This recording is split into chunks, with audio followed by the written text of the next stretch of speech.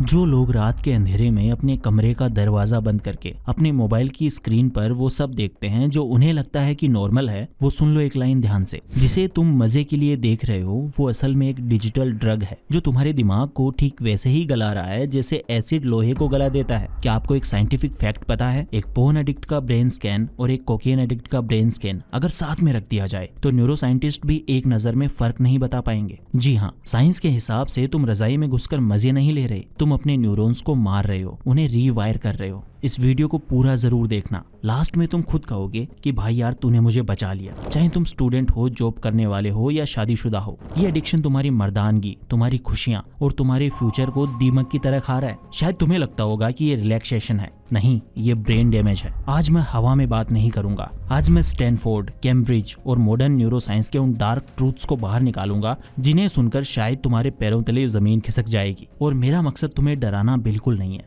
बल्कि लास्ट में मैं एक ऐसा न्यूरो साइंटिफिक तरीका तुम्हें बताऊंगा जिससे तुम इस दलदल से हमेशा के लिए बाहर निकल जाओगे। दी डोपामाइन फ्लड।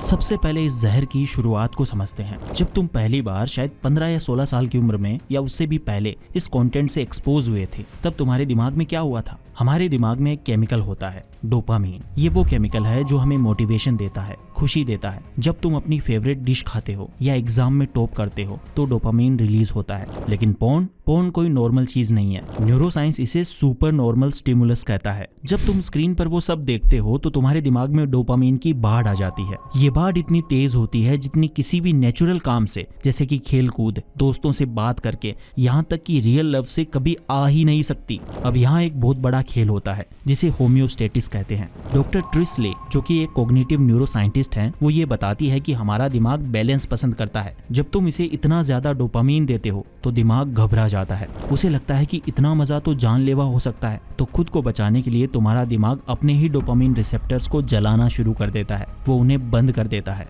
इसका मतलब समझे? इसका मतलब ये है कि अगली बार तुम्हें उतना ही मजा लेने के लिए ज्यादा एक्सट्रीम कंटेंट को देखना पड़ेगा। कल तक जो नॉर्मल वीडियो तुम्हें एक्साइट करती थी, आज वो तुम्हें बोरिंग लगेगी। तुम्हें अब कुछ नया चाहिए, कुछ और गंदा चाहिए, कुछ और वायलेंट चाहिए। यहीं पर एडिक्शन का बीज बोया जाता है। अब तुम मजे के लिए नहीं देख रहे, अब तुम सिर्फ नॉर्मल फील करने के लिए देख रहे हो। जैसे एक शराबी को नशा चढ़ाने के लिए नहीं, बल्कि हाथ कांपना बंद करने के लिए शराब चाहिए होती है, वैसे ही तुम्हें अब बस अपने डिप्रेशन और एंजाइटी को शांत करने के लिए वो स्क्रीन चाहिए। The rat experiment and the Coolidge effect.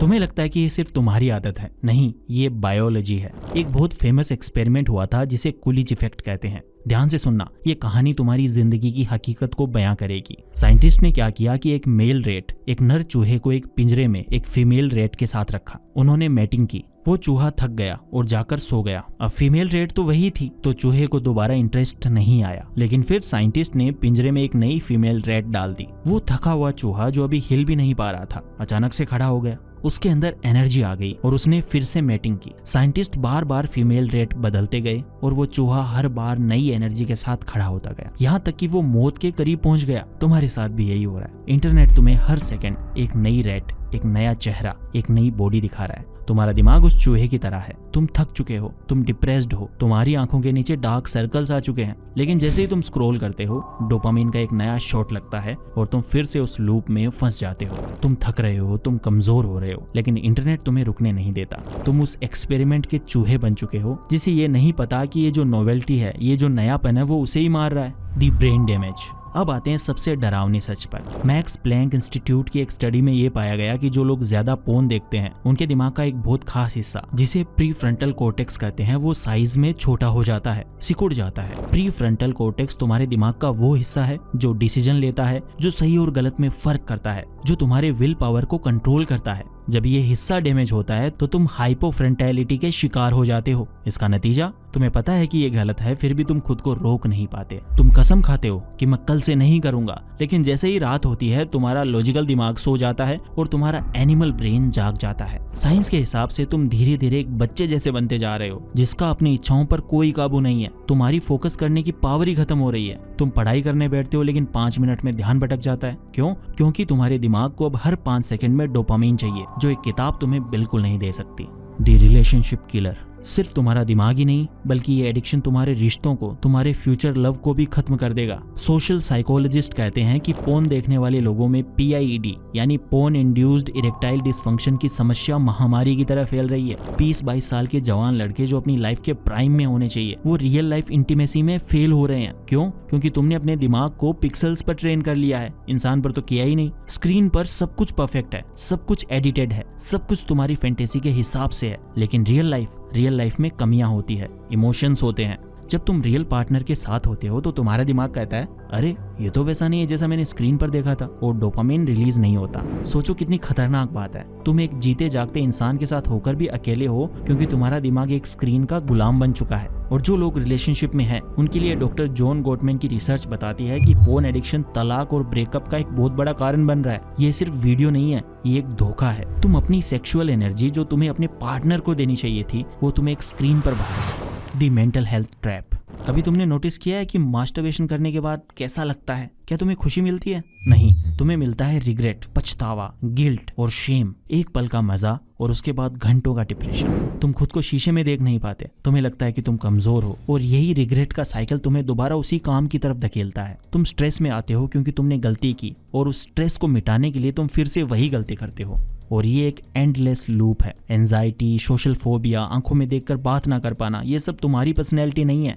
ये सब इस एडिक्शन के साइड इफेक्ट्स हैं। तुमने अपनी पर्सनैलिटी को इस एडिक्शन के नीचे दबा दिया है। दी सॉल्यूशन। तो भाई प्रॉब्लम का डिस्कशन तो काफी हो गया, अब बात करते हैं सॉल्यूशन की। कैसे निकले इस जेल से जिसका दरवाजा, जैसा कि हुडिनी की कहानी में था, सिर्फ तुम्हारे दिमाग में बंद है। चार्ल्स डुयग ने अपनी किताब द पावर ऑफ हैबिट में बताया है कि किसी भी आदत को खत्म नहीं किया जा सकता, उसे सिर्फ रिप्लेस किया जा सकता है। देखो, तुम्हारी इस एडिक्शन के 3 हिस्से हैं। सबसे पहला क्यू, दूसरा रूटीन, तीसरा रिवॉर्ड। तुम्हें अपने इस क्यू यानी ट्रिगर को पहचानना होगा। देखो, एक बहुत ही फेमस फॉर्मूला है HALT। H यानी हंग्री, A यानी एंग्री, L यानी लोनली, T यानी टायर्ड। जब भी तुम्हें अर्ज हो, रुको और खुद से पूछो, क्या मैं सच में हॉर्नी हूँ, या मैं बस बोर हो रहा हूँ, या मैं स्ट्रेस्ड हूँ। 95% केसेस में तुम सिर्फ बोर या स्ट्रेस्ड होते हो। Step 1, the 5 second rule. जैसे ही तुम्हारे दिमाग में वो ख्याल आए, तुम्हारे पास सिर्फ 5 सेकेंड्स हैं। अगर तुमने इन 5 सेकेंड्स में अपनी जगह नहीं बदली तो तुम्हारा सबकॉन्शियस माइंड तुम्हें हरा देगा। जगह बदल दो, खड़े हो जाओ, कमरे से बाहर निकल जाओ, फोन को रख दो।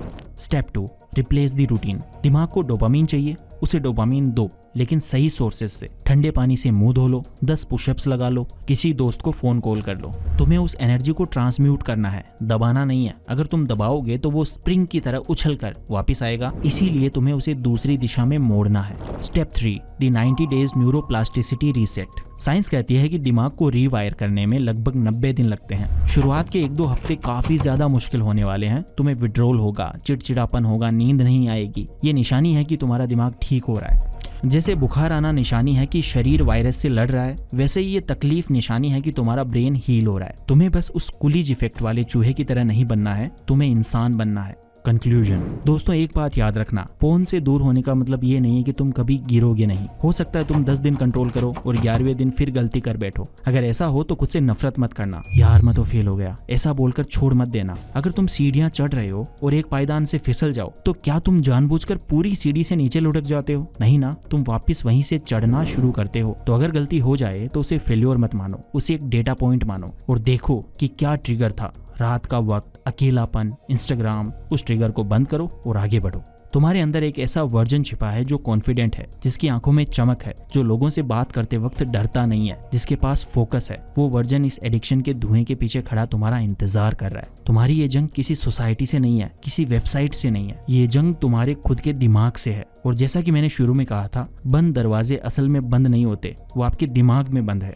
इस वीडियो को शेयर करो, शायद तुम्हारा एक शेयर किसी की डूबती हुई जिंदगी को बचा ले, क्योंकि ये सिर्फ एक आदत नहीं है, ये एक महामारी है। तो कमेंट में लिखो आई मीन कंट्रोल, ताकि मुझे ये पता चले कि तुम उन 1% लोगों में से हो जो एक्शन लेना चाहते हैं। और इस चैनल को सब्सक्राइब करना बिल्कुल मत भूलना, क्योंकि यहाँ पर हम सिर्फ बातें नहीं करते, हम जिंदगियां बदलते हैं। Think less, do more, live free. Thank you so much for watching this video.